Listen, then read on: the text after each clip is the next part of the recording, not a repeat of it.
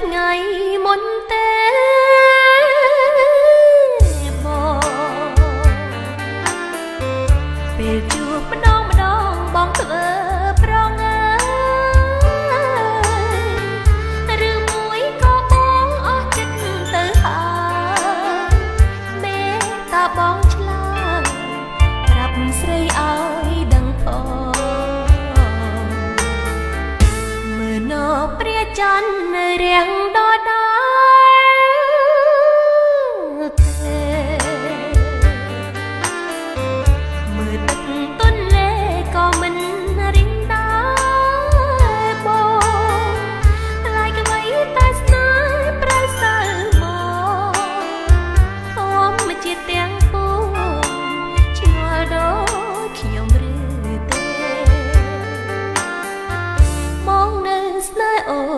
អស់ស្នេ